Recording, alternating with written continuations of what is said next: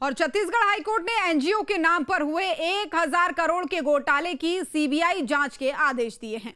Court ने कहा कि यह केवल प्रशासनिक चूक नहीं है, बल्कि बड़े पैमाने पर सिस्टमैटिक करप्शन का मामला है, जिसकी जांच होनी भी चाहिए। और क्योंकि ये सरकारी फंड की लूट है, ये पूरा मामला क्या है, कैसे इस भ्रष्टाचार का खुलासा हुआ और कौन इसमें आरोपी हैं, देखिए इस रिपोर्ट में।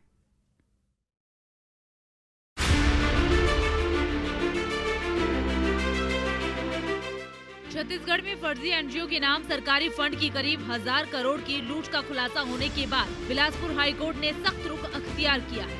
छत्तीसगढ़ हाईकोर्ट ने दिव्यांगों के कल्याण के नाम पर संचालित स्टेट रिसोर्स सेंटर और फिजिकल रेफरल रिहेबिलिटेशन सेंटर में हुए 1000 करोड़ के घोटाले की सीबीआई जांच के आदेश दिए हैं। मामले को कोर्ट ने केवल प्रशासनिक चूक नहीं, बल्कि बड़े पैमाने पर सुनियोजित तरीके से किया गया भ्रष्टाचार बताया है, जिसमें फर्जी कर्मचारियों के नाम पर वेतन निकालकर सरकारी फंड की लूट की गई। मामले में हाईकोर्ट ने सख्त टिप्पणी की।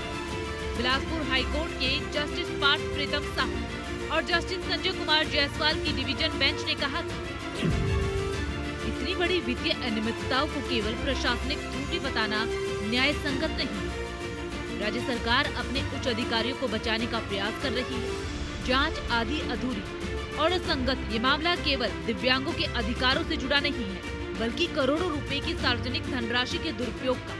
निष्पक्ष जांच के बिना दोषियों तक पहुंचना संभव नहीं। अब आपको बताते हैं कि छत्तीसगढ़ में दिव्यांगों को कृत्रिम उपकरण देने वाले एनजीओ के नाम पर कैसे फर्जीवाड़ा किया गया और इसका खुलासा कैसे हुआ। दरअसल 2004 में छत्तीसगढ़ सरकार ने दिव्यांगों के पुनर्वास के लिए स्टेट रिसोर्स सेंटर नाम से स्वशायी संस्था की स्थापना की। इसका उद्देश्य तकनीकी और प्रशिक्षण सहायता के माध्यम से दिव्यांगों का पुनर्वास करना। 2012 में इसी के तहत फिजिकल रेफरल रिहेबिलिटेशन सेंटर की स्थापना की गई, जिसका मुख्य कार्य दिव्यांगों को कृत्रिम अंग और अन्य चिकित्सा सुविधाएं उपलब्ध कराना है। आरटीआई से पता चला कि ये संस्थाएं केवल कागजों में ही मौजूद थी। इनके माध्यम से सरकार से करोड़ों रुपए का अनुदान लेकर कथित गड़बड़ी की जा रही थी। मामले में रायपुर निवासी कुंदन सिंह ठाकुर ने 2018 में जनहित याचिका कोर्ट में दाखिल की। याचिका में आरोप लगाया कि दोनों संस्थान केवल नाम मात्र ही सक्रिय थे। कर्मचारियों की नियुक्ति किए बिना ही उनके वेतन के नाम पर करोड़ों रुपए निकाले गए।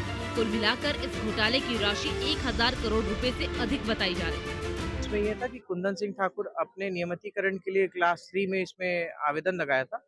तब उसको पता चला था कि वो ग्रेड 2 में उसकी तनख्वाह पहले से ही निकाली जा रही है और ये सारी चीज़ें ऑनलाइन नहीं आ रही थी, उसको सिर्फ कैश में सारी चीज़ें निकाली जा रही थी। दूसरा ये फिर उसने आरटीआई से निकाला, पता चला कि उसके जैसे पूरे डिपार्टमेंट जैसे फर्जी मस्टर रोल होता है, इन लोग पूरा फर्जी डिपार्टमेंट और हॉस्पिटल चला रहे हैं। जिस हॉस्पिटल में कृत्रिम अंग बनाने थे, वहाँ पे जो डॉक्टर्स थे उनकी कभी भर्ती नहीं हुई, जो वहाँ पे कर्मचारी थी उनकी भी भर्ती नहीं हुई, बट उनका पैसा दिखा के, उनका पूरा लिस्ट दिखा के उसमें से पैसे निकाले जा रहे थे। जनहित याचिका दाखिल होने के बाद बिलासपुर हाईकोर्ट ने मामले की गंभीरता को देखते हुए 2020 में छत्तीसगढ़ के मुख्य सचिव को जांच के आदेश दिए। जांच के बाद चौंकाने वाली जानकारी सामने आई। वित्त विभाग की ऑडिट में 31 अनियमितताएं सामने आई। एसआरसी का 14 साल का ऑडिट नहीं हुआ। फर्जी नामों से वेतन उठाया, कैश भुगतान के सबूत मिले, कृत्रिम अंग और मशीनें कभी खरीदी ही नहीं गई। 2019 में प्रबंधन समिति ने एसआरसी को भंग कर खाते बंद कर। ये इनिशियली 2004 में इसको चालू किया गया और इसमें सारे केंद्रीय मंत्री का अनुमोदन लिया गया कि आईएएस ऑफिसर्स इनमें इन्वॉल्व थे और आईएएस ऑफिसर्स के साथ आईएएस ऑफिसर ने ऐसे लोगों की भर्ती की जो उस पद के लिए ना कभी अपने लोगों को भर्ती की, ताकि उसके ऊपर इन लोगों को रेगुलर कभी नहीं किया गया, लेकिन उनको प्रमोशन दे के सीधे उनको बड़े मलाईदार पदों पर बैठाया गया।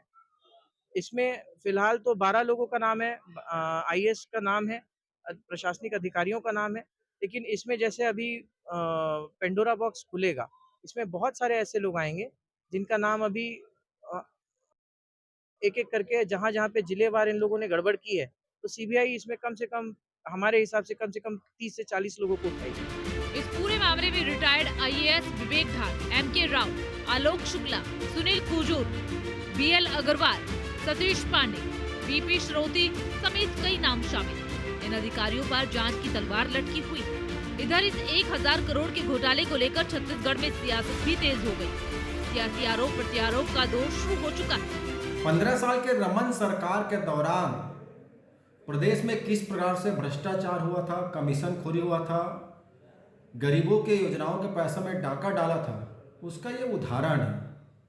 उस दौरान जो महिला बाल विकास विभाग के मंत्री थी रेणुका चौधरी जी, उसके कार्यकाल के दौरान निःशक्त जनों के लिए जो 1000 करोड़ रुपए खर्च किए जाना था, उस पर किस प्रकार से भ्रष्टाचार हुआ है, जिसकी जांच के आदेश कोर्ट ने दिया है। सीबीआई इसकी जांच करेगी। आपको ये भी बता दें कि पहले राज्य सरकार ने इसे केवल प्रशासनिक खामी बताकर मामले को खत्म करने की कोशिश की।